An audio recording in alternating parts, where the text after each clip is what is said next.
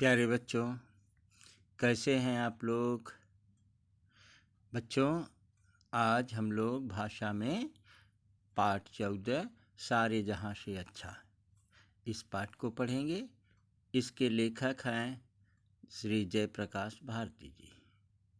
बच्चों, इस पाठ में संवाद के माध्यम से राकेश शर्मा के अंतरिक्ष की जानकारी दी गई है और इस पाठ से सभी बच्चों में देश प्रेम एवं वैज्ञानिक दृष्टिकोण विकसित करने का प्रयास किया गया है।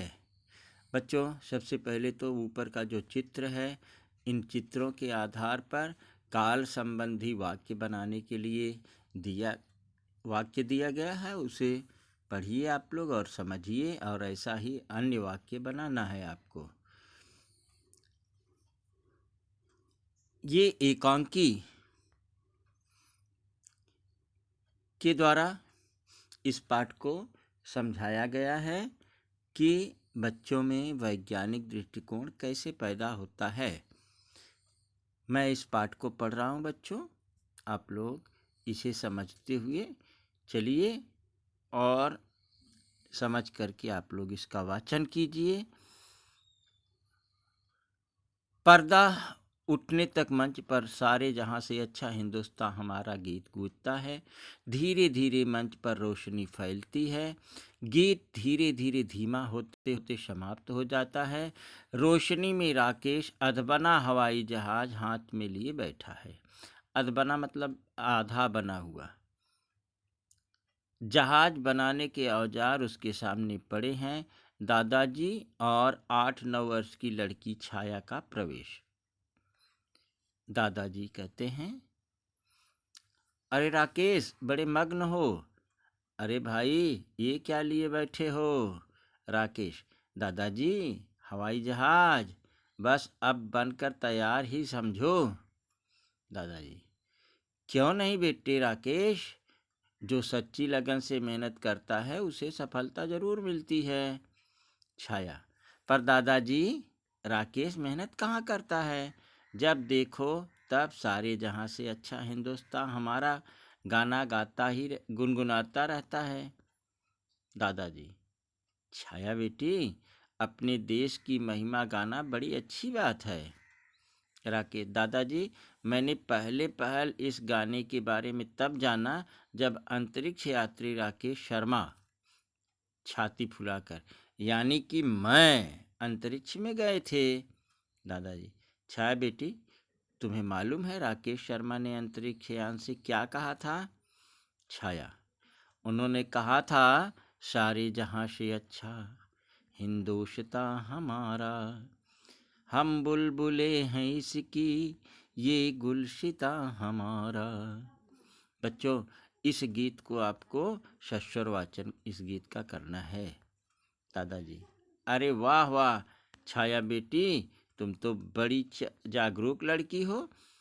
जब राकेश आकाश में उड़ रहे थे तब उन्होंने अनेक देश देखे, लेकिन उन्होंने कहा कि 300 किलोमीटर की ऊंचाई से भी अपने देश भारत को पहचानना मेरे लिए बहुत आसान था।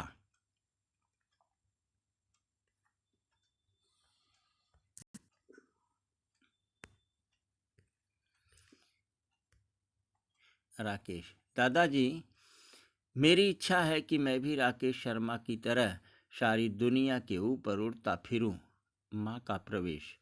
दादाजी, आओ बहू, देख लो, तुम्हारा लाडला पायलट बनना चाहता है। माँ, राकेश बेटे, अब तुम अपनी इच्छा पूरी कर सकोगे। राकेश, दादाजी, मुझे योगासन भी करने चाहिए। राकेश शर्मा ने भी तो अंतरिक्ष में योग क्रियाएं की थी। दादाजी, हाँ बेटे, अंतरिक्ष में यात्रियों को कई बीमारियां हो जाती हैं।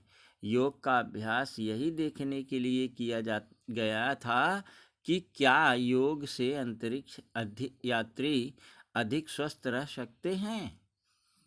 छाया, दादाजी, आप एक बात तो कहना भूल ही गए। राकेश शर्मा ने अंतरिक्ष में कहा था कि यहाँ से तारे और ग्रह स्पष्ट नजर आते हैं। तारे बहुत बड़े होते हैं, कुछ तो इतने बड़े हैं कि पृथ्वी जैसे अनेक ग्रह इसमें समा जाएं। दादाजी, बिल्कुल ठीक कहा तुमने। सूरज पृथ्वी से 15 करोड़ किलोमीटर दूर है। वह आग के विशाल गोले की तरह है। यदि पृथ्वी सूरज से दूर दूर होती जाए तो सूरज छोटा, अधिक छोटा मालूम होगा। राकेश, जैसे रात में तारे नजर आते हैं वैसे ही सूरज भी नजर आएगा। दादाजी, हमारा सूरज भी एक तारा है। हमें वह इसलिए बड़ा नजर आता है क्योंकि पृथ्वी उसके समीप है। छाया, राकेश और उनके सहयोगी कितने दिन अंतरिक्ष में रहे?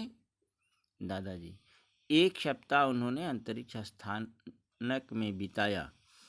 उन्होंने वे सब प्रयोग किए जिन्हें करने के लिए उन्हें कहा गया था। उन्होंने अनेक चित्र खींचे, भारत भूमि के चित्र भी लिए। बच्चों, आप ये चित्र को ध्यान से देखिए। दादाजी, राकेश, छाया और उनकी माँ। चित्र को अच्छे से पहचानिए।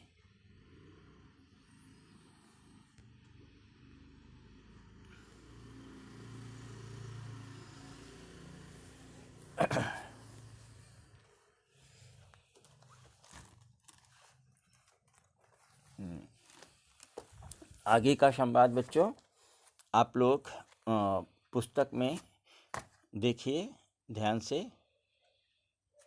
राकेश क्या कहता है?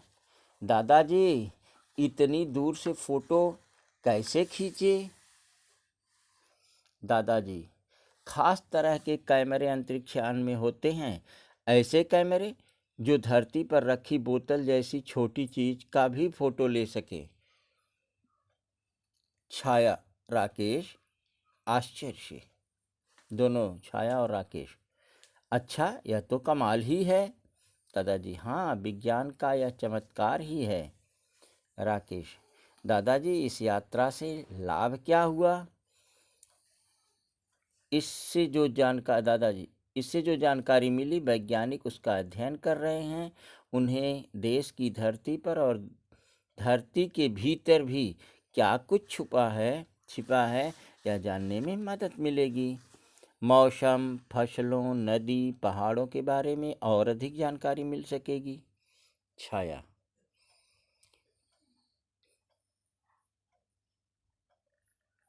और यह बड़े साहस का काम तो था ही। राकेश, इससे अंतरिक्ष की खोज और अनुसंधान की दिशा में देश की दिलचस्पी बढ़ेगी। दादाजी, बिल्कुल ठीक। आज काफ़ी जानकारी तुम लोगों को मिल गई है।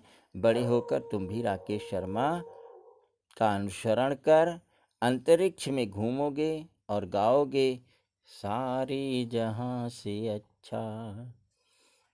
बच्चों, गीत गूंजता है और पर्दा गिरता है। अब यहाँ कुछ समानार्थी शब्द हैं, अर्थ शब्दों के दिए गए हैं बच्चों। अधबना माने आधा बना हुआ। इसमें अध जो है उपसर्ग है बच्चों। ऐसे आप और शब्द बना सकते हैं, अधबना, अधपका, अधकचा। ऐसे अध लगा करके कई शब्द आप बना सकते हैं। औजार मतलब हथियार। महिमा मतलब महानता या बड़ाई करना। गुलशिता मतलब बगीचा। पायलट मतलब विमान चालक।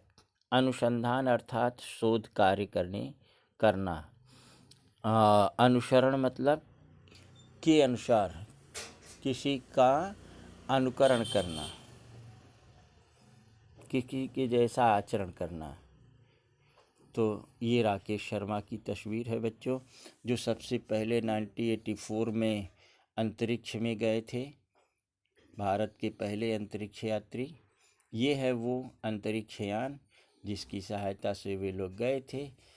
तो बच्चों, ये पाठ को आप लोग पढ़ेंगे और अपने अंदर वैज्ञानिक दृष्टिकोण, अपने अंदर वैज्ञानिक जिज्ञासा पैदा करेंगे कि हमें और इन सब चीज़ों के बारे में अधिक से अधिक ज़्यादा से ज़्यादा सोचना है, समझना है और आगे भी चल कर के वैसे ही बनना है। तो बच्चों, इस पाठ से संबंधित हमने आपको कुछ प्रश्न दिए हैं। उन प्रश्नों के उत्तर आप लोग लिखिए।